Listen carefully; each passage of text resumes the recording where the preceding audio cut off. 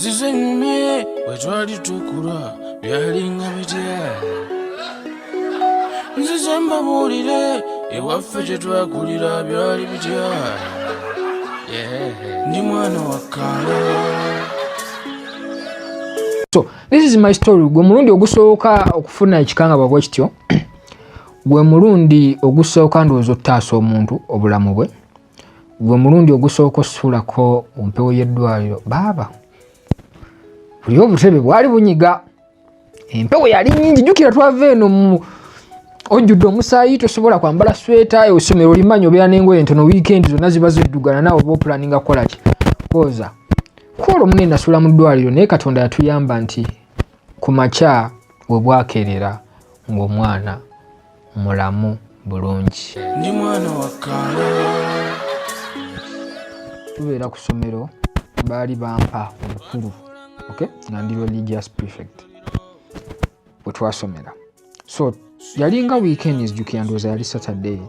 Ebiseera ebisinga ku Saturday ku weekend awo enkya Sunday kuba tuba tulinayo chape ku makya. Ekirawo abaana babeera excited, olumu wabayo preps, olumu wabeera entertainment, you understand. So excitement ebeera ki? Ebeera y'amaanyi. Munnaye nga omumanyi bwe mmala okusoma muba mulina okukola ki? Okuggalawo ne buli omu nadda mu ki? Mu dormitory, abawala eno, abakazi like abalenzi eno. So engeri gye nali prefect nti ffe abasembayo okukola ki? Ebiseera ebisinga okuva ku campus. Kati mbanva gye nasomeranga like mu bibiina, mpita ku dormitory y'abalenzi emu, ndowooza oba yali senior 3 ndowooza, kuba by then nali mu senior ndowooza 6. Nga abaana balwanye, abaana ne beekuba puleeti obunfu, n'omu n'atema munne essowaani ku mutwe ne bagwabuluzaamu bati.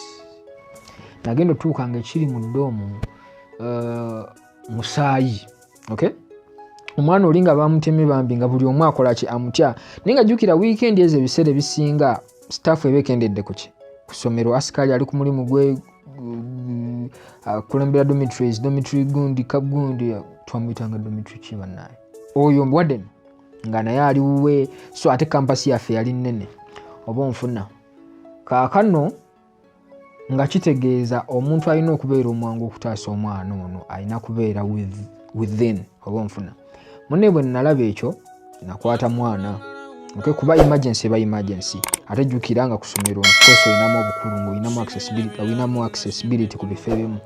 Ne nkwata omwana ne tufuna booda. Jjukira budde bwa kiro gayaza eriko munda essomero lirina clinic, okay, naye eri yali emergency nga nnene oba onfuna, nga we need like a bigger hospital to address that oba onfuna. So kwe kwata omwana ne tufuna booda, omwana ne mutweka ku booda. Kati awo iringa nga firimu, kuba jjukira okutta omuntu avudde yakavaamu ze n'ababaafu 2 bajjangamu omusaayi, jjukira nga bateekamu n'amazzi. Kati nze bwe natuuka mu ddoomu ng'ondaba omusaayi gumuvaamu, baafu ziri 2 zonna zijjudde. Ne ŋŋamba kakati no one kirungi sinza akoze ekyo, ekyangumya sinza amukoze eki? Amutemye. Ne ŋŋamba kati kyakutaasa muntu. Ne nkwata omwana ne tutuula ku booda, ne banyambako okumusitula, tutuula ku booda ne tugivuga paka gayaza mu trading center. Tuba tutuuka mu trading center, nkugambye obudde bwali bwa kiro ssaawa nga 6 ssaawa 7. Essaawa ezo tutuuka ku clinic eddwaliro lyalinga eddene mu gayaza, nga munnaayo nno omuntu asigaddewo ali ogwo dokita nga talina nansi oba onfuna. Ate jjukira ku mutwe bwe baba bakutungawo keesi ya njawulo, olumu bayinza okusanyalaza, omu bayinza obutakola ki? Obutakusanyalaza. Mu mbeera mwe twali tebasobola ssanyalaza mwana, tewali nansi, olwo abakulu b'essomero bazze batujoyininze, naye nga embeera eriwo ya kwanguwa, kozi twalina funirawo first aid kugenda mu ddwaliro ate eddala eddene mu Kampala, omwana bamuatendinge tu like bamwongera like attendance. Essaawa ezo nga nina okwambala gloves, okay, balina otunga omuntu ono nga ndaba experience mpya, sikikolangako sikirabangako. Omwana awulira, bamutunga akola ki? Awulira. Nga balina okuziba ekisaago kino ng'omusawo waliwo waagira bw'ati, olina okukwata omwana eno ate olina n'omukwatirako kuba yalina obeera at his comfort bw'aba akola ki? Ali mu kukola that operation, that like ng'ali mu kukola that operation.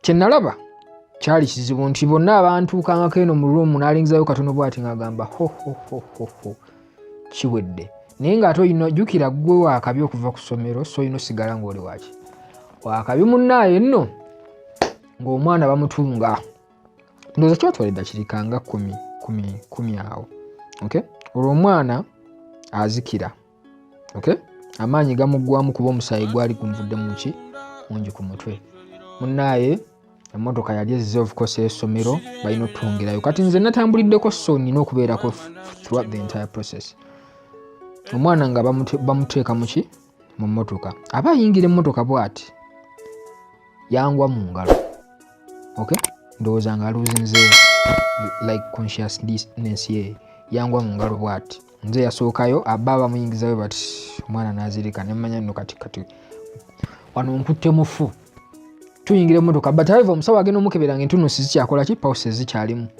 ne tuvuga emmotoka by then ekibuga nakulira Makindye naye nga munaye sikimanyi nnyo olw'ensonga ffe twakuliranga mu kibuga ng'oli Makindye naye nga tomanyi kikoni naye nga tomanyi kamwokya oba onfuna so emmotoka bwe yajjanga egira tugenda otutuuka ekamwokya awo tuva Kyenzijukira tugenda otutuuka ekamwokya omwana adda engulu okay omwana azza balance vomitinga mu mmotoka so bakirealizinga nti kati agenda kuddamu ogwokubiri tugulawo windscreens like ayiseemu toyongerayo omusajja avuga emmotoka ku speed bafande batusanga waayi kiki batukuba omukono balaba bulabi mulwadde olwo eddwaliro eryali referral hospital yaffe from Gayaza lyali Rubaga okay so tukkirira tutuuka ku emergency waliwo wetutuukira aba accident omwana bamwetendinga tuweero simu zibadde zakubiddwa dda so bamuwa like batuwawo kama ennungi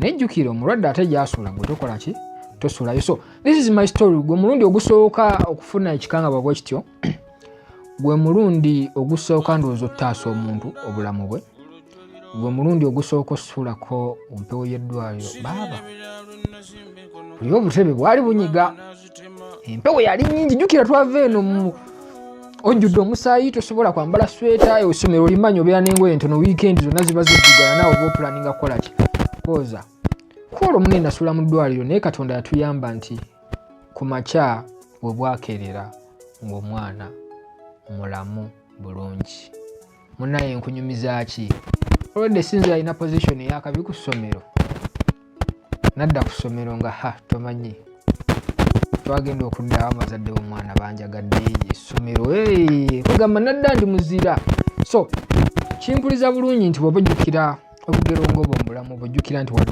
olina ekintu kye wali okoze physically nga kituusa obulamu bw'abantu nti from then ogenda okulaba nti omukisa ogwo gwannyamba nti paka kati oba oli awo nkolaganye n'abantu bangi kimpa essanyu okulaba nti obulamu bwabwe bukyuka olw'ebikolwa byange